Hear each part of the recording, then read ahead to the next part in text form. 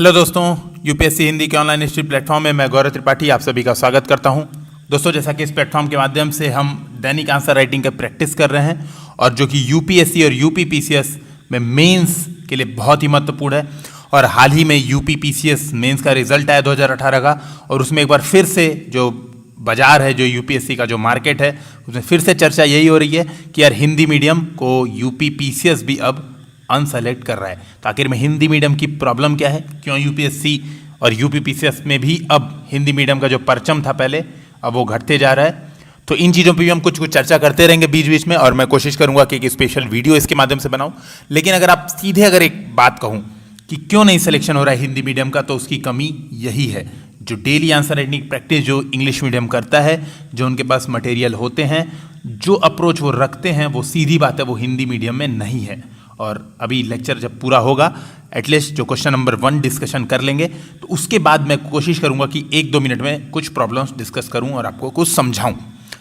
आज का हमारा डे 55 है, और आगे बढ़ने से पहले एक जो महत्वपूर्ण सूचना कि अगर आपने अब तक सब्सक्राइब बटन को क्लिक नहीं किया है तो कृपया इसे जल्दी जल्दी सब्सक्राइब करें, साथ में अपने दोस्तों के साथ इसे शेयर करें। और आप यहाँ पे देख सकते हैं कि 2019 की जो सिविल सेवा की परीक्षा हुई है, उसमें मैं हिंदी माध्यम से इंटरव्यू में अपीयर हुआ हूँ। तो हम सीधे अपने प्रश्न की ओर चलते हैं। और आज एक थोड़ी सी गड़बड़ हो गई मेरे साथ, और मैंने एक वीडियो बनाया प्रॉपर, उसमें कुछ हिंदी मीडियम की प्रॉब्लम भी डिस्कशन की थी, इवन ये क्वेश्चन आंसर भी उसमें डिस्कशन किए थे। लेकिन वो वीडियो में साउंड की प्रॉब्लम थी और नीचे कुछ कमेंट्स आए, तो मैंने सोचा कि वापस अब वीडियो बनाना ही पड़ेगा। मैंने अपना जो ओरिजिनल वीडियो था उसको भी देखा, तो उसमें फिर से साउंड नहीं आ रही थी। तो मैं फिर से दोबारा कोशिश करता हूँ कि जो साउंड की प्रॉब्लम थी उसको समाप्त की जाए।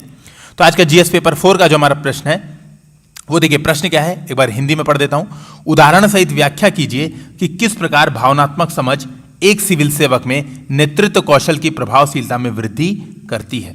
इंग्लिश में प्रश्न है, explain with examples how emotional intelligence increases the effectiveness of leadership skill in civil servant.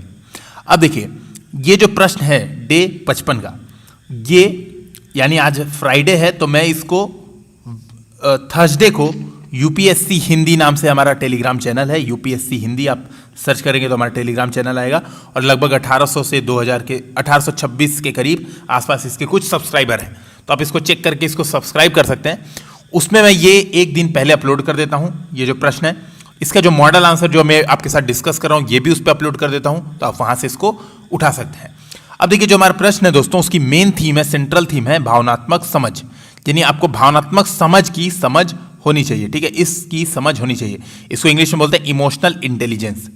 अब देखिए, ये प्रश्न आपसे क्या पूछा हुआ है, ये प्रश्न आपसे पूछा हुआ है भावनात्मक समझ सिविल सेवक में नेतृत्व कौशल में वृद्धि करता है।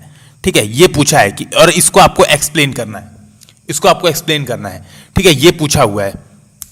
ठीक है, अब आपको ये बात समझनी पड़ेगी कि अगर आप ऐसे कई तरह के क्वेश्चन आते हैं कि भावनात्मक समझ ये करता है, भावनात्मक समझ वो करता है, ठीक है, भावनात्मक समझ और क्या करता है, ऐसे जो कई प्रश्न आते हैं, ठीक है, उसको सॉल्व करने का एक सिंपल मेथड है। मतलब उसको आप एक ही तरीके से एक अप्रोच अगर रख लें, जो मैं भी आपको बताऊंगा, सारे प्रश्न सॉल्व हो जाते हैं। ठीक है, भावनात्मक समझ का कोई भी प्रश्न है, मतलब जैसे एक प्रश्न यह आ सकता है कि भावनात्मक समझ सिविल सेवा के लिए बहुत ही अनिवार्य है। एक प्रश्न ऐसा हो सकता है कि भावनात्मक समझ न केवल सिविल सेवा बल्कि मानव समाज के आम जीवन में भी बहुत इंपॉर्टेंट है। ऐसा भावनात्मक समझ का कोई भी प्रश्न है, तो जो मैं आज अप्रोच बताने वाला हूं उससे आप सॉल्व कर सकते हैं। ठीक है, तो अब हम देखते हैं, आज भावनात्मक समझ को आपको जोड़ना है नेतृत्व कौशल से। तो पूछ रहा है, आज का जो हमारा क्वेश्चन है वो ये पूछ रहा है कि भावनात्मक समझ किस तरह से नेतृत्व कौशल की प्रभावशीलता में वृद्धि करेगी। तो देखिए, इंट्रोडक्शन में आपको क्या करना है, इमोशनल इंटेलिजेंस क्या है यही बताना है। हर जगह कोई भी प्रश्न है भावनात्मक बुद्धिमत्ता संबंधित, हर जगह आपको यही बता देना है कि इमोशनल इंटेलिजेंस है क्या। मुख्य भाग में आपको जो प्रश्न वो पूछा है वही समझाना है। ठीक है, मुख्य भाग में जो प्रश्न पूछा रहेगा उस हिसाब से आपको एक्सप्लेन करना होगा। तो यहां पे पूछा है कि किस प्रकार ईआई नेतृत्व कौशल यानी लीडरशिप स्किल है उसकी इफेक्टिवनेस में वृद्धि करती है, ये पूछा है। निष्कर्ष क्या लिखेंगे, प्रश्न के हिसाब से अलग अलग तरह के निष्कर्ष हो सकते हैं। जैसे यहां पे मैं लिख रहा हूं इमोशनल इंटेलिजेंस अनिवार्य है, इसको बता रहा हूं। आप चाहें तो ये बता सकते हैं कि इमोशनल इंटेलिजेंस डेवलप कैसे किया जाता है, उसको बता सकते हैं। व्यक्ति में जन्मजात होता है, कुछ स्किल्स जो हम कुछ ट्रेनिंग देते हैं उसके माध्यम से कुछ सीख सकते हैं। तो अलग अलग तरीके का आप यहाँ पर बता सकते हैं। ठीक है, निष्कर्ष अलग अलग तरीके का दे सकते हैं। तो देखिए, इंट्रोडक्शन में शुरुआत करता हूं सीधे। तो भावनात्मक बुद्धिमत्ता क्या है, 20 शब्दों में डिफिनीशन आपके सामने रखिए, इसको याद कर लीजिए। कोई भी भावनात्मक बुद्धिमत्ता शब्द देखिएगा किसी भी प्रश्न में, सबसे पहले इंट्रोडक्शन आपको यही लिख देना है, तो हमारा समय बहुत बच जाएगा। मतलब कोई भी प्रश्न पूछा है, आप क्या करेंगे, सीधे ये जो डिफिनीशन है ये उठा के छाप देंगे। 20 शब्द की डिफिनीशन है, मैंने आपसे ऑलरेडी कह रखी है कि 20-20 शब्दों की जितने वैल्यूज दिए हुए हैं, जितने कीवर्ड्स दिए हुए हैं एथिक्स के पेपर 4 के सिलेबस में, उसको 20-20 शब्दों में लिख लीजिए। इवन मैं दिखाऊंगा जो इस वर्ष है, इस वर्ष के लिए जो मैं तैयारी कर रहा हूं दोबारा से, उसके लिए भी मैंने नोट्स बनाए हैं, तो मैं कोशिश करूंगा आपके साथ शेयर कर दूंगा, ठीक है। लेकिन आप लोग खुद से करेंगे तो याद भी हो जाएंगी चीजें। तो मैंने क्या लिखा, भावनात्मक बुद्धिमत्ता स्वयं की तथा दूसरों की भावनाओं को समझने एवं उसे प्रबंधित करने की क्षमता है। मतलब भावनात्मक बुद्धिमत्ता वह क्षमता है, आप दूसरों के मन में क्या चल रहा है, उसके मन में कैसी भावनाएं उमड़ रही हैं उसको भी समझते हैं, अपने मन में क्या चल रहा है उसको भी समझते हैं, और प्रबंधन करते हैं कि एक बढ़िया डिसीजन ले पाए, कोई निर्णय ले पाए। तो ये आपकी किस तरह की यही क्षमता बताती है भावनात्मक बुद्धिमत्ता, ठीक है। ये बता दिया मैंने। तो हर क्वेश्चन जो भी भावनात्मक बुद्धिमत्ता संबंधित होगा आपको ये इंट्रोडक्शन में डाल देना है। अब देखिए, भावनात्मक बुद्धिमत्ता के 5 एलिमेंट होते हैं, और इसी से ये जो 5 एलिमेंट हैं, इसी से मेन बॉडी आपकी डिफर हो जाएगी। जैसे ये प्रश्न में पूछा है कि भावनात्मक बुद्धिमत्ता नेतृत्व कौशल को किस तरह से बढ़ाता है, तो ये जो 5 एलिमेंट हैं इसको मैं नेतृत्व कौशल से जोड़ दूंगा। अगर कोई अगला प्रश्न पूछता है कि क्यों अनिवार्य है सिविल सेवक के लिए, तो मैं इन्हीं 5 एलिमेंट को सिविल सेवकों के लिए अनिवार्यता से जोड़ दूंगा, ठीक है। यहीं पर आप देखिएगा मैंने क्या किया। तो मैंने इंट्रोडक्शन में ही क्या बनाया, एक डायग्राम बनाया। ये डायग्राम देखिए, EI लिखा, EI के 5 एलिमेंट बता दिए, स्वजागरूकता, स्वप्रबंधन, स्वप्रेरणा, समानुभूति, सामाजिक कौशल। तो यहां पर मैंने 5 एलिमेंट EI के बता दिए और ब्रैकेट बना के लिख दिया, ठीक है। देखिए, जो ये रिप्रेजेंटेशन का अलग अलग हमारा तरीका होता है। जब आप इस तरह से रिप्रेजेंट करते हैं चीजों को, इस तरह से रिप्रेजेंट करते हैं, तो क्या होता है, आपको सीधे क्लियर दिखता है। आपको क्लियर दिखेगा कि यार जो एग्जामिनर है, जो कॉपी चेक कर रहा है, उसको बड़ा बड़ा दिख रहा है यहाँ पे कि अच्छा ये 5 चीज लिखी हुई है, और इसी से ये जो बंधु हैं जो आंसर लिखे हैं, जो अभी अभ्यर्थी ने आंसर लिखा है, इसी से वो चीजों को रिलेट करेंगे। तो उसको शुरू में ही सारी चीजें क्लियर हो रही हैं कि आप आंसर एक अच्छा लिखने वाले हैं। तो मैंने इसीलिए इसको एक बड़ा सा दिखा दिया, थोड़ा सा ज़्यादा बड़ा लिखा, और मतलब इतना बड़ा मत लिखिएगा कि 2 पेज हैं और दोनों भर दीजिएगा 5 एलिमेंट बताने में। मतलब ठीक ठाक स्पेस यूज़ किया मैंने, और ये 5 चीज़ों को अलग अलग करके दिखा दिया। अब इसके बाद मैं क्या करूंगा, एक ब्रैकेट बनाऊंगा और यहाँ पे लिख दूंगा EI के ये सभी तत्व एक सिविल सेवक में नेतृत्व की प्रभावशीलता बढ़ाती है, ठीक है। इसी को तो आपको एग्जाम्पल्स के थ्रू एक्सप्लेन करना है। तो मैंने यहाँ पे इंट्रोडक्शन में ही बता दिया, EI के जो ये 5 चीजें हैं, यही सिविल सेवा की में नेतृत्व की प्रभावशीलता बढ़ाते हैं। अगला मान लीजिए प्रश्न पूछे कि EI के आवश्यकता क्या है मानव जीवन में, ऐसा कोई प्रश्न पूछे तो आप बताएंगे EI के ये जो 5 तत्व हैं मानव जीवन में निम्न कारणों से आवश्यक है, ठीक है। ऐसे अगर पूछे तो आप इस तरीके से आंसर फ्रेम वहीं पे जो स्ट्रक्चर है वहीं पे चेंज कर देंगे। तो क्या होगा आपका, देखिए दिमाग में स्ट्रक्चर बिल्कुल फिक्स है कि कोई भी EI से रिलेटेड क्वेश्चन आए तो मैं ये लिखूंगा, फिर अगला पॉइंट ये लिखूंगा, उसके बाद क्वेश्चन के हिसाब से मोड़ दूंगा। तो आप समझ सकते हैं कितना बढ़िया आपकी स्पीड हो जाएगी, और जो क्वेश्चन 7 मिनट में करना है इवन आप 5 मिनट में कंप्लीट कर लेंगे। जैसे ऐसे प्रश्न अगर आ जाते हैं एग्जाम में तो मेरे 5 से 5.5 मिनट में हो जाते हैं, ठीक है। तो देखिए मैं क्या लिखूंगा, अब एग्जांपल्स के साथ उसको प्रूफ कर दूंगा। तो देखिए ये भी लिखने का अलग अलग तरीका है। एक है कि मैं क्या करूं, एक केस स्टडी बना दूं। केस स्टडी मतलब एक फेमस केस स्टडी है, आर्मस्ट्रांग पामे हैं मणिपुर के, ठीक है, मणिपुर के IAS ऑफिसर। उन्होंने क्या किया, द पीपल्स रोड, ये रोड बनाई उन्होंने, किसके थ्रू, लोगों के द्वारा चंदा और जो फेसबुक से क्राउड फंडिंग करके उन्होंने मणिपुर में द पीपल्स रोड बनाई, ठीक है। आर्मस्ट्रांग पामे ये एक सिविल सेवक है, इन्होंने इतना बड़ा काम संभव कर दिया, ठीक है। तो इसमें आपको समझ में आ रहा है कि इसमें लीडरशिप स्किल चाहिए। आप चाहें तो इसी केस स्टडी को लिखते हुए बता दें कि भावनात्मक बुद्धिमत्ता यहां काम कर रही है, मतलब क्राउड फंडिंग के लिए सीधी बात है भावनात्मक बुद्धिमत्ता काम करेगी। इतना चुनौतीपूर्ण कार्य, जैसे मैं यहीं पे समझाऊं, देखिए रोड बनाना वो भी क्राउड फंडिंग से, इतना अपने आप में चुनौतीपूर्ण कार्य है।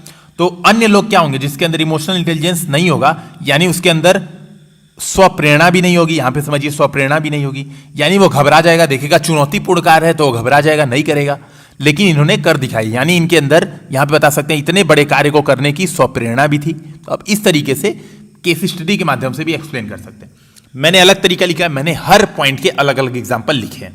तो देखिए मैंने क्या किया, पहली हेडिंग आप डाल सकते हैं स्वजागरूकता, 5वें एलिमेंट के बारे में लिखना है तो पहली हेडिंग डाल सकते हैं स्वजागरूकता, इसको हेडिंग डाल दीजिए, ऐसे बक्से में कर दीजिए। अब मैंने लिखा, एक सिविल सेवक को पता रहेगा कि वर्तमान में उसका व्यवहार क्रोध या गर्व से शासित है, अतः वह शांतचित्त रहेगा। उदाहरण के तौर पर सहकर्मी की गलती पर उसे सबके सामने नहीं डांटेगा, बल्कि अकेले में उससे बात करेगा। इसको ऐसे समझिए, स्व जागरूकता क्या होती है उसको मैं थोड़ा सा एक्सप्लेन करके ताकि चीजें क्लियर हो जाए। स्व जागरूकता का मतलब होता है कि आप अपनी भावनाओं को पता कर पा रहे हैं, आपको पता चल रहा है कि आपके मन में फीलिंग क्या है। और जब आपको पता चल रहा है कि आपके मन की जो फीलिंग है वो ऐसी है, जैसे आप खुश हैं तो आपको पता चल रहा है कि आप खुश हैं, और आप जब खुश होकर डिसीजन लेते हैं तो आपको पता है कि आप राइट डिसीजन लेते हैं। ठीक है, राइट डिसीजन लेते हैं। आपको पता है कि जब आप गुस्से में होते हैं और गुस्से में कोई काम करते हैं तो रॉन्ग डिसीजन होता है। अब जिस व्यक्ति के अंदर इमोशनल इंटेलिजेंस है, तो इमोशनल इंटेलिजेंस का एक हम कहें अवयव क्या है, स्वजागरूकता है। यानी उस व्यक्ति को पता चल रहा है कि अभी गुस्सा है या शांत चित्त है। ठीक है, गुस्सा या शांत चित्त है, उसके मन में भावनाएं कैसे उत्पन्न हो रही हैं, उसको इस बारे में स्वजागरूकता है। तो वो क्या करेगा, मान लीजिए उसको गुस्सा आया, मान लीजिए किसी सहकर्मी ने थोड़ी सी गलती कर दी, तो क्या करेगा, अन्य लोग क्या करेंगे, या मेरे जैसे क्या करेंगे, तो बहुत तेज गुस्सा करेंगे, डांटेंगे, कहेंगे यार क्या कर दिए तुम, बिल्कुल गड़बड़ सड़बड़ कर देते हो, और तुम्हारी वजह से देखो कितना नुकसान हो गया, ऐसे सुना देंगे। 5-10 लोग अगल बगल बैठे रहेंगे तो वो भी हंसेंगे उसके ऊपर। तो अब वो क्या होगा, वो इंसान परेशान हो जाएगा, काम करना बंद कर देगा, बहुत सारी प्रॉब्लम्स उसके सामने आ जाएंगी। ये हो सकता है। एक इमोशनल इंटेलिजेंस व्यक्ति जिसको स्वजागरूकता है, उसको पता है, तो वो क्या करेगा, उसको पता रहेगा कि अभी उसने देखा कि सहकर्मी ने काम गलत किया है, तो अभी वो जो बात कहेगा उसको, तो वो गुस्से में कह देगा। गुस्से में कह देगा तो इससे क्या है, गुस्से में किया गया काम लीडरशिप स्किल कतई नहीं है। तो क्या करेगा, अपने मन को कहेगा यार शांतचित्त हो जाए तभी उससे बात करेंगे। तो क्या करेगा, वो सबके सामने नहीं डांटेगा। तो मैंने वही बात लिखी कि सबके सामने नहीं डांटेगा, उसको अलग से बुलाएगा, बात करेगा कि यार गलती क्यों हुई, उससे कारण पूछेगा, जो गलती की बेसिक जो रूट कॉज है वो उससे पूछेगा, वो पता करेगा ताकि दोबारा गलती ना हो। एक बार तो हो गई, ऐसा भी नहीं है कि जाने देगा, गलती हो गई तो अगर ऐसी गलती है कि दंड देने लायक काम किया तो ऑब्वियसली उसको दंड मिलेगा।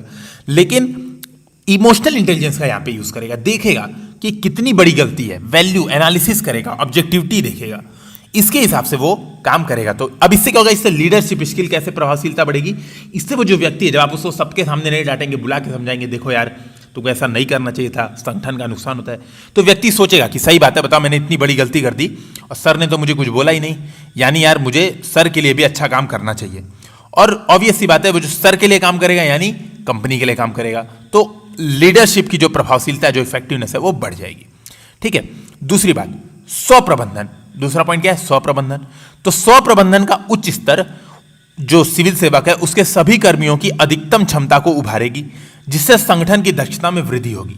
ठीक है, तो ये एक पॉइंट है। अब इसको देखिए, ऐसे समझिए, आपने देखा होगा एक लीडर होता है। लीडर क्या होता है, जैसे यहां पर मान लीजिए 5 लोग हैं, ठीक है, और ये गाड़ी है, यहां पे एक गाड़ी है, ठीक है, पहिए लगे हुए हैं, जहां पे 5 लोग इसको मिलके खींच रहे हैं।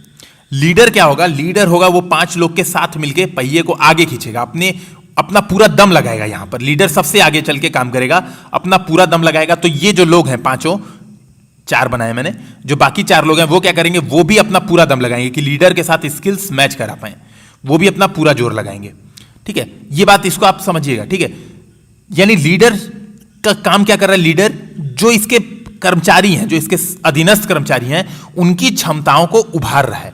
और इनकी क्षमताओं को कैसे उभार रहा है, इसकी क्षमताओं को उभारने के लिए वो किस चीज का प्रयोग कर रहा है, स्व प्रबंधन, अपना प्रबंधन कर रहा है, अपनी भावनाओं का प्रबंधन कर रहा है, अपनी शक्तियों का प्रबंधन कर रहा है, अपनी जागरूकता का प्रबंधन कर रहा है, ये कर रहा है। दूसरी जगह एक बॉस है, बॉस और लीडर में क्या होता रहता है, एक बॉस है, बॉस क्या करेगा, यहां पर गाड़ी पे बैठ जाएगा, कहेगा ऐसा तुम लोग धक्का दो, और यहां से ऑर्डर देगा। ठीक है, कहेगा तुम लोग धक्का दो, और ये लोग भी कहेंगे यार ठीक है, ऑर्डर ही दे रहा है, आराम से धीरे धीरे चलते रहेंगे। ये होता है लीडर बॉस में अंतर। और आप देख सकते हैं, जब आप अपनी भावनाओं का स्व प्रबंधन कर पाएंगे, आप स्व प्रबंधन कर पाएंगे, तो आपको क्या, आपके अंदर क्या होगा, जो कर्मचारी हैं उसकी अधिकतम क्षमता आप बाहर निकाल पाएंगे। ठीक है, तीसरी बात जो मैंने बताई भावनात्मक बुद्धिमत्ता का, जो तीसरी बात है स्व प्रेरणा। तो स्व प्रेरणा क्या है, कठिन से कठिन परिस्थितियों में आप अपने आप को प्रेरित रखते हैं, कितनी बड़ी चुनौती हो आप डरते नहीं हैं। मान लीजिए ऐसे एग्जाम्पल से मैं समझा रहा हूं, फिर यहां पे समझाऊंगा। एक आपदा आती है, एक डीएम साहब हैं, आपदा देखे डर गए, कहे यार जाएंगे वहां, पता चला भूस्खलन हो गया, मेरे ऊपर ही गिर गया, मर जाएंगे। तो डीएम साहब कहेंगे ऐसा है, अपने बैठे रहेंगे ऑफिस में, कहेंगे ऐसा है तुम लोग जाओ देख के आओ वहां पे क्या दिक्कत हो रही है, बैठे रहेंगे। अब कर्मचारी कहेंगे यार ये डीएम साहब तो खुद नहीं जा रहे हैं, हमारा भी खतरा है, पता चला हम भी मर गए। तो ये किसी और से कहेंगे, वो किसी और से कहेंगे, तो लेयर बाय लेयर कहते जाएंगे, पता चला वहां पे कोई नहीं गया, जहां पे आपदा आई थी वहां पे कोई नहीं गया, और सरकारी काम होता ही ऐसे, आपको पता ही होगा। उसकी जगह एक लीडर है, लीडर डीएम अच्छा है, एक्टिव है, वो क्या कहेगा, तुरंत कहेगा चलो गाड़ी निकालो, चलते हैं, देखते हैं क्या हो रहा है। तो जो लोग हैं वो भी अपने आप को प्रेरित महसूस कर पाएंगे। मतलब समझ रहे हैं, डीएम की स्वप्रेरणा से लोग जो उसके अधीनस्थ काम कर रहे हैं वो भी प्रेरित हो पाएंगे, और उतनी जो गंभीर चुनौती जो आपदा आई उससे निपटने में प्रयास कर पाएंगे। तो यानी नेतृत्व की प्रभावशीलता बढ़ेगी, आपको दिख रहा है। यानी जो लोग हैं वो भी काम कर पाएंगे, जो संगठन के अन्य कर्मचारी हैं वो भी प्रेरित हो पाएंगे अगर डीएम प्रेरित है। मान लीजिए आपको कोई प्रोजेक्ट मिला और आपको अंदर खुद प्रेरणा नहीं, आपको लग रहा है कि यार ये मेरे बस का नहीं है, आप यूपीएससी की सपोज तैयारी कर रहे हैं, आपको खुद लग रहा है कि यार ये मेरे बस की नहीं है, तो जो आपके सहपाठी आपके साथ आपको लीडर मान के आपके गाइडेंस में तैयारी कर रहे हैं, और उनको लग रहा है कि सर जो व्यक्ति हैं उनके गाइडेंस में तैयारी कर पाऊंगा, तो आप खुद सोचते हैं कि आप और खुद डाउन हो जाएंगे। जब आपको नहीं लग रहा है कि आप सेलेक्ट हो पाएंगे, तो जो आपके अंडर तैयारी कर रहे हैं वो कैसे सेलेक्ट होने की सोच सकते हैं। तो यही बात है, वही सिविल सेवक का मैंने एग्जांपल लिखा, मैंने लिखा स्वप्रेरित रहने वाला सिविल सेवक आपदा इत्यादि गंभीर परिस्थितियों में भी नहीं घबराएगा तथा अन्य कर्मियों के साथ मिलकर उसे समाप्त करेगा, चुनौतियों को लड़ेगा। उदाहरण के तौर पे कठिन कोरोना महामारी में भी कुछ सिविल सेवकों की स्वप्रेरणा से युक्त भीलवाड़ा मॉडल, कुछ और भी मॉडल आप बता सकते हैं, भीलवाड़ा मॉडल है, धारावी मॉडल है, इसके अलावा यूपी का आगरा मॉडल है। कि देखिए कोरोना जैसी गंभीर महामारी, कई सिविल सेवक डर गए होंगे, कहेंगे यार जाएंगे तो पता चला कुछ हो गया, तो लेकिन कुछ सिविल सेवकों ने आगे बढ़ के काम किया, स्वप्रेरणा का यूज किया, जो इमोशनल इंटेलिजेंस का एक इंपॉर्टेंट पार्ट है, और इसमें भी काम किया। ठीक है, तो वो आप बता सकते हैं। चौथा पॉइंट में बताऊंगा, समानुभूति के गुण द्वारा वह कर्मियों के साथ अच्छा कम्युनिकेशन कर सकेगा। उदाहरण के तौर पे आवश्यकता पड़ने पर छुट्टी आदि, अतः एक अच्छी कार्य संस्कृति। मैं अगला भी पॉइंट पढ़ देता हूं, बेसिकली इन दोनों पॉइंट को आपको यूज करना है इकट्ठे, ठीक है, तो तब मैं समझाऊंगा, पहले अगला पॉइंट भी पढ़ देता हूं। पांचवां पॉइंट है, संवाद स्किल द्वारा सभी कार्य समयबद्ध तरीके से संभव करेगा। देखिए इन दोनों पॉइंट को क्लब कर दीजिएगा आप आंसर राइटिंग में। हालांकि जब मैं लिख रहा था तो आठ ये मैंने आंसर 7-7.5 मिनट के आसपास लिखा है, थोड़ा सा क्योंकि लिखने के बाद मैंने राइटिंग थोड़ी सही की थी, क्योंकि जनरली मेरी राइटिंग थोड़ी खराब है, तो लिखने के बाद ताकि आप लोग को समझ में आए तो मैंने उसके बाद उसको थोड़ा सा सही किया था।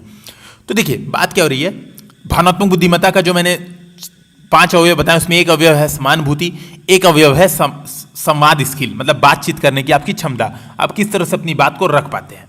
तो जब एक लीडर यानी एक सिविल सेवक के अंदर ये दोनों गुण होगा, समानुभूति मतलब स्वयं को दूसरे की जगह रख के देख रहा है कि उसके अंदर क्या फीलिंग चल रही है। तो मान लीजिए एक व्यक्ति है जो आपका कर्मचारी है, आपके साथ काम कर रहा है, आपके अन्य जो सदस्य हैं संगठन के, उसमें एक व्यक्ति है, उसके घर में पार्टी है, हो सकता है उसकी बिटिया का बर्थडे हो सकता है उसकी तबीयत खराब हो जाए, कोई और दिक्कत हो, उसको छुट्टी चाहिए, और आप मना नहीं कर रहे हैं, आप कह रहे हैं ठीक है यार आवश्यकता पड़ने पर आप छुट्टी ले लो, कोई दिक्कत नहीं, आप दे दिया आपने छुट्टी। इस माध्यम से आपने क्या की, बहुत अच्छी कार्य संस्कृति क्रिएट की। तो सीधी बात है, जो कर्मचारी काम कर रहा है वो खुश हो जाएगा, खुश होगा तो अच्छा काम करेगा, यानी नेतृत्व की प्रभावशीलता बढ़ेगी। और ये समानुभूति गुण अच्छा कब काम करेगा, जब आप अच्छी संवाद स्किल रखें, आप बात कर पाए। मान लीजिए आपके अंदर समानुभूति है, मैं मान रहा हूं कि आपके अंदर समानुभूति है, लेकिन आप अपनी बात रख नहीं पा रहे हैं। जो आपके कर्मचारी हैं उनको पता नहीं है कि आपके अंदर समानुभूति है, आप उनको समझा नहीं पा रहे हैं, वो डरते हैं आपसे, उनको लगता नहीं है कि सर जानते हैं। जैसे कई लोग नहीं कहते हैं कि यार मैं बहुत कठोर हूं, ऊपर से बहुत कठोर दिखता हूं लेकिन अंदर से मैं मतलब नारियल के समान हूं, अंदर से बिल्कुल मुलायम, ऊपर से बहुत कठोर। यहां पे ये प्रॉब्लम है। इमोशनल इंटेलिजेंस ऐसा नहीं होता है। जो इमोशनल इंटेलिजेंट व्यक्ति होता है वो दोनों तरफ से नरम होता है। ऊपर से भी लोग आपसे बात करने से डर रहे हैं, इसका मतलब है कि आपके अंदर कुछ प्रॉब्लम्स हैं, और ये इमोशनल इंटेलिजेंस का वीक पॉइंट है। तो आप यहां से इसको लिंक कर सकते हैं कि दोनों पॉइंट को इकट्ठे लिंक कर दें कि संवाद स्किल और समानुभूति रहेगी, तो ये एग्जाम्पल दे दें। इसके माध्यम से क्या होगा, संगठन की जो नेतृत्व की प्रभावशीलता है वह बढ़ेगी। ठीक है, 2 एग्जांपल मैंने लिख दिया ऑलरेडी। ये पीडीएफ मैं अपने टेलीग्राम चैनल पे शेयर कर चुका हूं, पहले ही शेयर कर दिया था मैंने, वीडियो अपलोड किया उसके बाद आवाज़ नहीं आई। ठीक है, तो मैं फिर से रात के 10:30 बज रहे हैं और अभी कोशिश कर रहा हूं कि जल्दी से अपलोड हो जाए।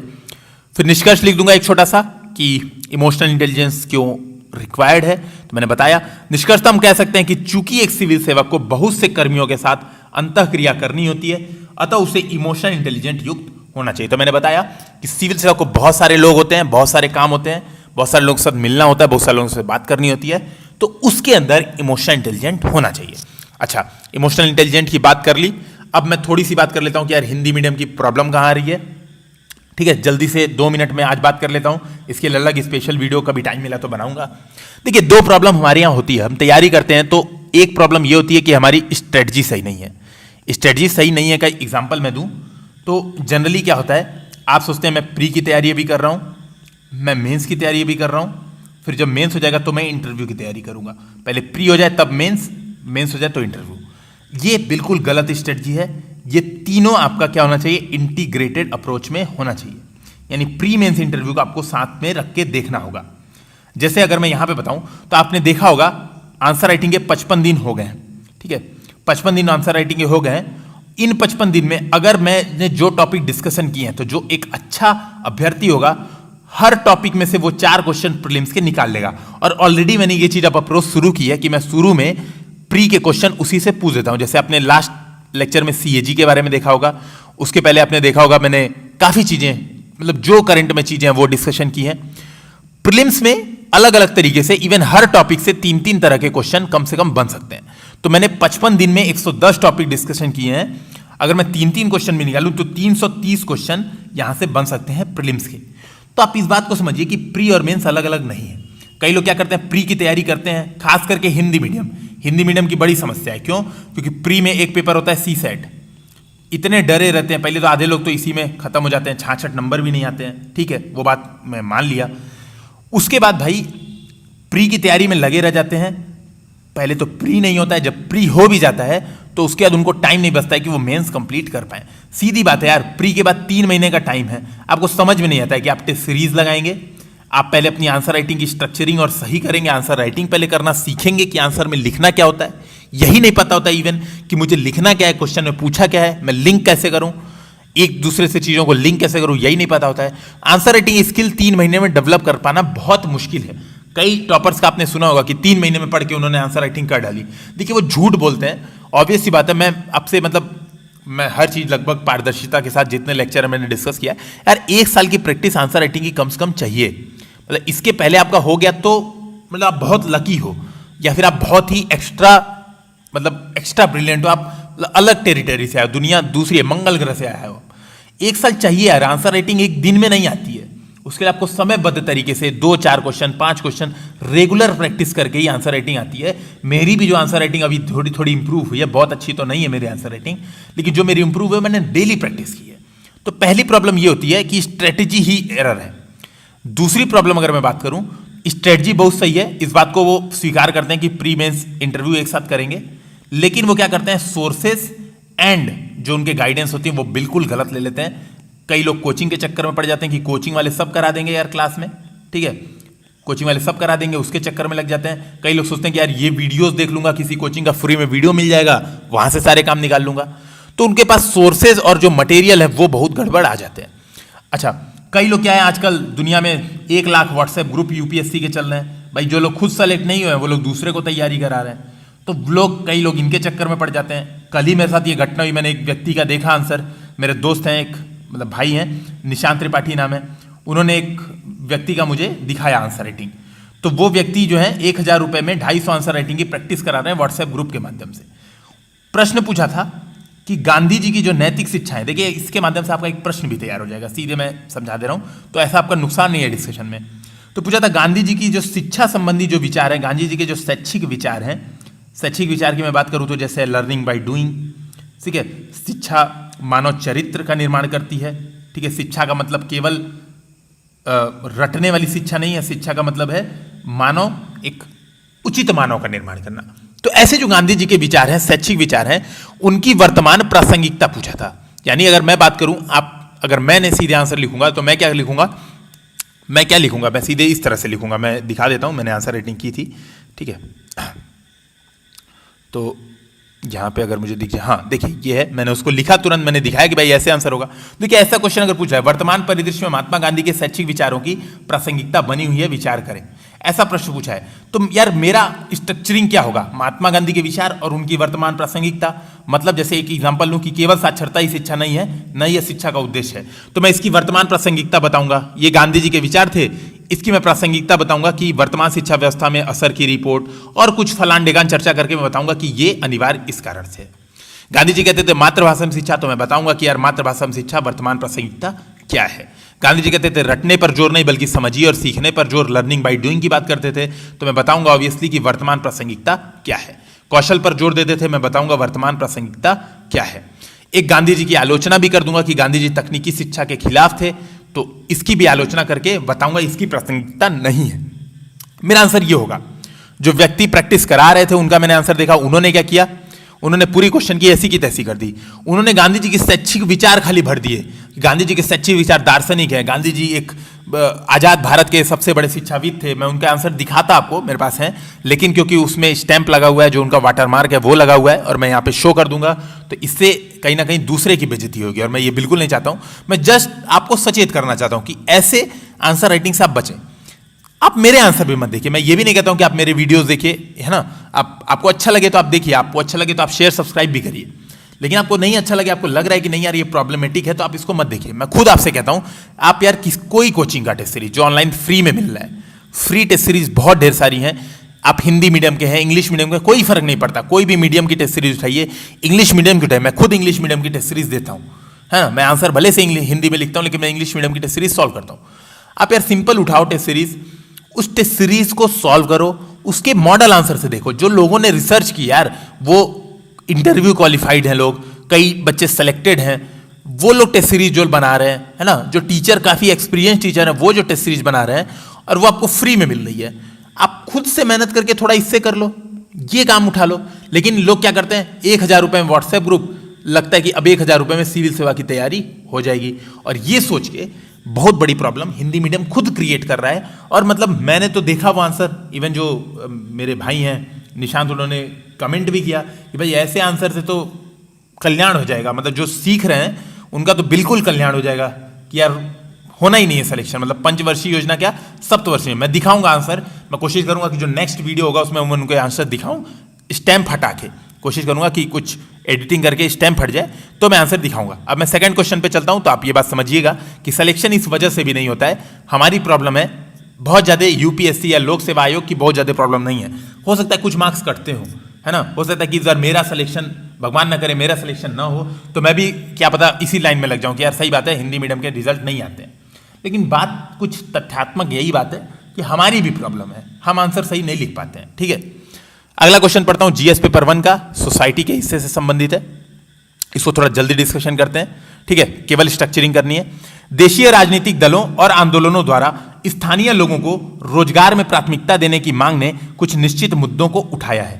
भारत में मिट्टी के लाल सिद्धांत के संदर्भ में इस कथन की परीक्षण कीजिए। यानी पहला पार्ट क्वेश्चन का यह है, किस संदर्भ में, मिट्टी के लाल के सिद्धांत के संदर्भ में एक कथन है। क्या कथन है कि देशीय राजनीतिक दल और आंदोलनों द्वारा स्थानीय लोगों को रोजगार में प्राथमिकता की मांग ने कुछ मुद्दों को उठाया, यानी आपको कुछ मुद्दों की चर्चा करते हुए इस संदर्भ में परीक्षण उन मुद्दों की करनी है।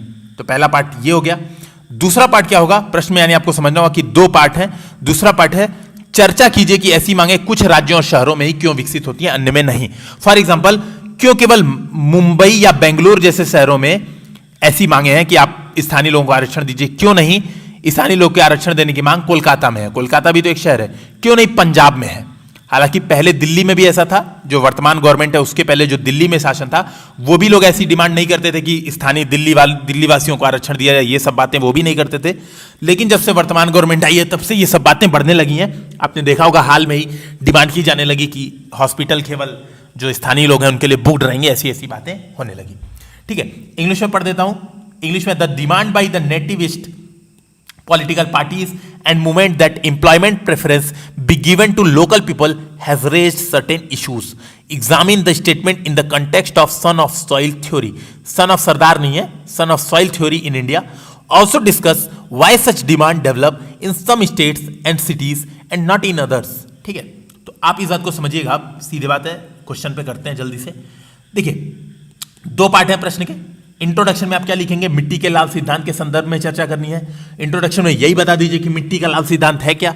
तो क्या लिखेंगे, मिट्टी के लाल सिद्धांत एक तरह का क्षेत्रवाद है। तो कीवर्ड याद रखिएगा, क्षेत्रवाद। और ये कीवर्ड कहां से आया, सिलेबस से। ठीक है, जो यूपीएससी का सिलेबस है उसमें क्षेत्रवाद को एक कीवर्ड माना गया है। देखेंगे आप सिलेबस में क्षेत्रवाद दिया गया है। तो क्षेत्रवाद लिखेंगे कि एक तरह का क्षेत्रवाद है जिसमें कुछ लोग ये मानते हैं कि वह राज्य वहां के मूल निवासियों का ही है। और वो मूल निवासी कौन है, जो वहां की मातृभाषा बोलते हैं। जैसे कर्नाटक में कुछ लोग ये मानते हैं कि वह राज्य केवल कन्नड़ लोगों का है, ऐसा मानते हैं। और अन्य लोग को ये मानते हैं कि अन्य भाषाई लोग बाहरी हैं और उनका विरोध करते हैं।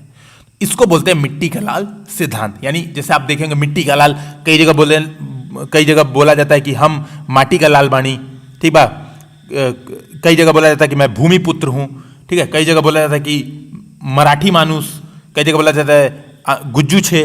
ये बात समझिएगा कि ये बात ठीक है, जो आप जब ये बातें करने लगते हैं कि मैं मराठी मानुस हूँ, तो यही बात है मिट्टी के लाल का सिद्धांत। यही सिद्धांत है, मतलब आप एक तरह का क्षेत्रवाद को बढ़ावा दे रहे हैं। ये इंट्रोडक्शन में आप दे सकते हैं, ये इसी चीज को आप एक्सप्लेन कर सकते हैं इंट्रोडक्शन में 20 से 25 शब्दों में, अधिक से अधिक 30 शब्दों में एक्सप्लेन कर दीजिए। 250 शब्द का प्रश्न है। पहले पार्ट पे आते हैं। पहला पार्ट बोल रहा है जो स्थानीय लोगों द्वारा नौकरियों में आरक्षण की मांग की जा रही है। देखिए यहां पे लिखा है ना, रोजगार में प्राथमिकता देने की जो मांग की जा रही है, उसने कुछ मुद्दों को उठाया। तो कौन से मुद्दे होंगे? तो पहला मुद्दा देखिए, भेदभाव की मांग की जा रही है स्थानीय लोगों द्वारा। यही तो कहा जा रहा है कि जो स्थानीय हैं बनाम जो प्रवासी हैं, भेदभाव किया जाए। इससे क्या हो रहा है? यानी कंपनियों में आरक्षण दिया जाए। फॉर एग्जाम्पल ऐसे समझ लीजिए, मैं पहले समझा देता हूं। तो आरक्षण दिया जाए तो आरक्षण से क्या होगा? आर्थिक दक्षता प्रभावित होगी। कैसे होगी? देखिए इसको थोड़ा सा समझा देता हूं सिंपल बना के। देखिए मान लीजिए मुंबई में एक कंपनी है, कोई भी XYZ कंपनी है मुंबई में, ठीक है। अब यहां पे राज ठाकरे बोल रहे हैं कि भाई ऐसा है, मराठी मानुस को 80% रोजगार दो, नहीं तो तुम्हारे कंपनी पे ताला लगा देंगे, ठीक। अब ये जो कंपनी X या तो ताला लगवा ले, मराठी मानुस को नौकरी नहीं दे, या तो मराठी मानुसों को नौकरी में रख ले। अब मराठी मानुसों को नौकरी नहीं देगी तो ताला लग जाएगा, यानी आर्थिक दक्षता प्रभावित। दे देगी तो दो काम होंगे, या पहली बात ये हो सकता है ये जो मराठी मानुस लोग हैं इनके पास स्किल ही नहीं है जिसके लिए वो कंपनी बनती हो। मान लीजिए कोई मैन्युफैक्चरिंग कर रही है तो ये लोग उस लायक हो ही नहीं, मैन्युफैक्चरिंग करना इनको आता ही नहीं हो, इसी वजह से तो प्रवासी वहां पे हैं। तो ये बात हो, इस वजह से कंपनी की आर्थिक दक्षता प्रभावित होने लगेगी। दूसरा कारण ये हो सकता है कि जो वहां के लोकल लोग हैं, लोकलाइट्स हैं, ऑब्वियसली जो उनकी डिमांड होगी, उनकी डिमांड जो वेजेस की डिमांड होगी वो ज्यादा होगी प्रवासियों की तुलना में। तो यहां भी कह सकते हैं इससे भी आर्थिक दक्षता प्रभावित हो रही है। तो आप इस पॉइंट को बता सकते हैं कि पहला मुद्दा यह है कि भेदभाव के कारण उत्पन्न आर्थिक दक्षता जो प्रभावित हो रही है। दूसरा, इससे क्या होता है? सरकार पर भी दबाव पड़ता है। सरकार पर दबाव पड़ता है कि यार वोट बैंक की राजनीति है, वोट नहीं मिलेगा अगर हम मराठी या फिर जो कन्नड़ हैं या फिर जो दिलाइट्स हैं, है ना, दिलाइट्स बोलते हैं ना दिल्ली वालों को, तो ये हैं, अगर इनकी बातें नहीं सुनेंगे तो हमें वोट नहीं मिलेगा। तो वोट बैंक की पॉलिटिक्स वाली बात हो जाती है। ये मुद्दा है, इसको थोड़ा 2-3 पॉइंट में एक्सप्लेन करें। तीसरी बात है हिंसा। जो स्थानीय लोग हैं बनाम जो प्रवासी हैं, इनके विरुद्ध जो हिंसा होती है, जैसे आपने देखा होगा महाराष्ट्र में कई जो फेरी वाले हैं उनको पीट दिया जाता है। ज्यादातर मराठी क्षेत्र में बहुत ज्यादा होता है। दिल्ली में भी आपने देखा होगा नॉर्थ ईस्ट वालों, जो नॉर्थ ईस्ट के हमारे भाई बहन हैं, उनके खिलाफ काफी हिंसा होती है, ठीक है। तो ये एक हिंसा को भी जन्म देती है। तो 3-4 मुद्दे, आप 1-2 मुद्दे आपको और याद आए तो आप वो इसको एक्सप्लेन कर सकते हैं। नेक्स्ट जो पार्ट है बोला है कुछ राज्यों में ही ऐसा क्यों होता है भाई? तो कुछ राज्यों में क्यों होता है वही बताइए। तो देखिए उसको मैं अलग अलग तरीकों से बता सकता हूं। पहली बात देखिए, हो क्यों रहा है ये? हो क्यों रहा है? क्योंकि संसाधनों के लिए प्रतिस्पर्धा है। जो स्थानीय लोग हैं उनके और जो बाहरी लोग हैं उनके मध्य प्रतिस्पर्धा है। इसीलिए वो सोच रहे हैं कि अगर हम ऐसा कुछ मिट्टी का लाल सिद्धांत कर दें, यानी एकत्रित हो जाए, तो ये विवाद, तो हम संसाधनों में अधिक पावरफुल हो जाएंगे। इसी की प्रतिस्पर्धा के कारण कुछ क्षेत्रों में ऐसा विवाद हो रहा है। यानी जहां पे संसाधन कम है, जैसे आप देखेंगे मुंबई में सीधी बात है यार, नौकरियां लिमिटेड हैं, हर जगह ज्यादा नौकरियां नहीं है। बेंगलुरु में भी आप देखेंगे आईटी सेक्टर में लिमिटेड नौकरियां यार, ठीक है। 60% हमारी देश की जीडीपी का है, लेकिन 15% ही रोजगार देता है। ऑब्वियस सी बात है, लिमिटेड नौकरियां हैं, लेकिन प्रतिस्पर्धा बहुत ज्यादा है। इस वजह से क्या होता है, कुछ शहरों में ऐसा होता है। दूसरी बात, क्यों होता है? वहां के मूल निवासी अपने आप को अल्पसंख्यक महसूस करने लगते हैं। जैसे आप महाराष्ट्र में मुंबई का जो एरिया, वहां पे लगेगा कि मराठी लोग कम है, आपको हिंदी भाषी बिहारी लोग, ठीक है, यूपी के लोग काफी ज्यादा दिखेंगे, है ना। वहां पे मराठी लोग कम दिखेंगे तो उन लोग को संकट लगता है कि हमारी संस्कृति पे नुकसान पहुंच जाएगा, जो उनकी राजनीति है उन पे नुकसान पहुंचाएगा। मुंबई बेंगलोर के क्षेत्र में इस वजह से ये विवाद होता है, ठीक है। तीसरी बात अगर मैं बात करूं, जो तीसरा कारण है प्रवासियों का अनुपात। मैंने दिल्ली एग्जांपल में ये लिया है। दिल्ली वर्तमान समय में, देखिए दिल्ली एग्जांपल बहुत अच्छा नहीं है, मैंने ऑलरेडी बता दिया कि वर्तमान समय में दिल्ली में भी ये बात की जा रही है। जो वर्तमान गवर्नमेंट है वो कहती है कि ऐसा है, दिल्ली वालों के लिए आरक्षण होगा, दिल्ली वालों के लिए अस्पताल केवल दिल्ली वालों के लिए होंगे, बाहरी लोग को बंद कर देते हैं। ऐसी सी बात दिल्ली गवर्नमेंट भी अब कर रही है, लेकिन पहले ऐसा नहीं था। जो पुरानी गवर्नमेंट थी उसमें ऐसा नहीं था। क्यों नहीं था? उसका एक कारण ऐसी बात, दिल्ली की जनसंख्या का 40% से ऊपर बाहरी हैं। इतने अच्छे खासे अनुपात में है कि जो वहाँ के राजनीतिक दल हैं अगर इन लोग का विरोध करेंगे तो जीत ही नहीं पाएंगे। मतलब 40%, मतलब सोच रहे हैं आप, बहुत बड़ा वोट बैंक है। इस कारण से वहाँ पे अनुपात इतना ज़्यादा है, तो कुछ शहरों में इस वजह से विरोध नहीं होता था। तो आप चाहें तो लिखें, अगर लिखेंगे तो मेरी तरह एग्जाम्पल देंगे जो मैंने बताया दिल्ली में, तो आप इस वजह से एग्जाम्पल देंगे, वर्तमान एग्जाम्पल मत दीजिएगा। और वर्तमान एग्जाम्पल देना है तो उसको कोट कर दीजिए कि मतलब जो मैंने शुरू में तरीके बताए कि प्रतिस्पर्धा है, लिमिटेड संसाधन क्या थे भाई, सीधी बात है, संसाधन लिमिटेड है अस्पताल, और डिमांड इतनी ज़्यादा है, ये डिमांड है, तो ये क्या हो रहा है, यही तो टेंशन क्रिएट हो रही है, यहीं पे झगड़ा क्रिएट हो रहा है ना। तो ये ग्राफ से आप समझ सकते हैं इसको। चौथी बात, राजनीति क्या है, कुछ जो राज्य हैं या कुछ जो शहर हैं, अगर वहां पे मान लीजिए राष्ट्रीय दल प्रमुख है, राष्ट्रीय दल पावर में है, तो वहां पर क्षेत्रवाद नहीं होगा। सीधी बात है, राष्ट्रीय दल पावर होगा तो राष्ट्रीय मुद्दे ज्यादा होंगे। लेकिन अगर क्षेत्रीय दल पावर में है, मान लीजिए महाराष्ट्र नवनिर्माण सेना मन से है, वो अगर पावर में आ जाए तो वो क्या करेगी, वो सीधी बात है मराठियों के लिए ही काम करेगी। तो ये बड़ी बात हो जाती है। कुछ शहरों में ऐसा इसीलिए होता है कि वहां पे क्षेत्रीय दल अधिक पावर में है, राष्ट्रीय दल कम पावर में, तो इस वजह से होता है। इसको आप एक्सप्लेन कर देंगे। फिर वैचारिक राजनीति भी एक बहुत बड़ा कारण होती है। उदाहरण के तौर पे कम्युनिस्ट अगर हैं तो कम्युनिस्ट राज्य स्थान इसका भेदभाव नहीं मानते हैं। इसके कारण से आप देखेंगे कोलकाता में ऐसा कोई आपने कभी खबर नहीं सुना होगा, कोलकाता में यूपी बिहार के लोगों को भगा दिया गया, कोलकाता में महाराष्ट्र के किसी लोग को भगा दिया गया। तो कारण क्या है कि वहां पे जो राजनीति है, कम्युनिस्ट है, जो वर्तमान में भी जो तृणमूल कांग्रेस है, ये लोग पे इस बात का असर नहीं होता है। तो राजनीतिक विचारधारा भी काफी अच्छी है, इस वजह से प्रवासियों के खिलाफ भेदभाव नहीं होता है। तीसरी बात, जो पांचवी बात है, विपरीत हित हो जाए। विपरीत हित का सबसे बेस्ट एग्जाम्पल है जो मैं बात कहना चाहता हूं, आप जो चाहें वो लिखें इसको। पंजाब का एक बेस्ट एग्जाम्पल है, ठीक है। ये 4-5 आपको एग्जाम्पल देने हैं। देखिए पंजाब में क्या है, पंजाब में यूपी और बिहार से बहुत लोग जाते हैं, वहां पे बहुत लोग जाते हैं। मतलब पंजाब की बहुत बड़ी आबादी यूपी बिहार के प्रवासियों की है। लेकिन आपने कभी सुना है कि पंजाब से यूपी बिहार के लोगों को मार के भगा दिया गया? क्यों नहीं सुना है? उसका सबसे बड़ा कारण है इनके विपरीत हित है। जैसे वहां पे कृषि है, तो जो यूपी बिहार के लोग जा रहे हैं वो कृषि मजदूर हैं, वहां पे कृषि में उन लोग को बढ़ावा दे रहे हैं, यानी उन लोग के काम के लिए जा रहे हैं, है ना। ये देखिएगा वहां के जो लोकलाइट्स हैं वो बड़े बड़े काम कर रहे हैं। वो क्या कर रहे हैं, आईटी सेक्टर में काम कर रहे हैं। वो चंडीगढ़ की जगह वो चले जा रहे हैं दिलादेगढ़ कनाडा में, तो कनाडा चले जा रहे हैं, यहाँ पे काम कर रहे हैं। और उसकी जगह यूपी बिहार के लोग जाके उनकी हेल्प कर रहे हैं वहां पे। इनके विपरीत हित है, मतलब समझ गए ना आप। ये कृषि यूपी बिहार वाले मतलब उनकी मदद ही कर रहे हैं, ना कि उनको उनके साथ प्रतिस्पर्धा नहीं कर रहे हैं। इस कारण से पंजाब हरियाणा में ऐसा विवाद नहीं है। तो ये आप कुछ एग्जांपल बता देंगे, इससे आपका आंसर कंप्लीट हो जाएगा। निष्कर्ष में आप लिख देंगे कि यार, या तो कई तरह से आप निष्कर्ष लिख सकते हैं, आप गवर्नमेंट को कुछ सुझाव दे सकते हैं कि ऐसा न हो, इसके लिए एक प्रवासी नीति बनाई जाए, ऐसा कुछ किया जाए। या तो आप बता सकते हैं कि ये भी निष्कर्ष में बता सकते हैं कि अभी भारत में इतनी बुरी हाल नहीं हुई है कि उपराष्ट्रवाद को जन्म दे या बड़ी बड़ी सांप्रदायिकता को जन्म दे। तो कुछ भी आप अलग अलग तरीके का निष्कर्ष लिख सकते हैं। तो दोस्तों मुझे उम्मीद है कि वीडियो आपको काफ़ी पसंद आया होगा। अगर आप चाहते हैं कि मैं हिंदी मीडियम की जो प्रॉब्लम है उन चीज़ों को डिस्कशन करूं तो नीचे कमेंट सेक्शन में बताएं। टाइम निकालना पड़ेगा इसके लिए, 1-2 दिन आंसर राइटिंग हो सकती है ब्रेक रहे, क्योंकि प्रॉपर मुझे एनालिसिस करनी पड़ेगी, बहुत समय देना पड़ेगा। लेकिन आप लोग को भी एक जिम्मेदारी निभानी पड़ेगी कि चैनल को अधिक से अधिक सब्सक्राइब करेंगे, अपने दोस्तों के साथ इसे शेयर करेंगे, ताकि जो हमारी भूमिका है, जो हमारा प्रयास है कि सब लोग मिलजुल कर जो यूपीएससी की प्रॉब्लम है या यूपीएससी का जो चैलेंज है उसको तोड़ सकें, उसको कवर कर सकें। धन्यवाद दोस्तों जुड़े रहने के लिए।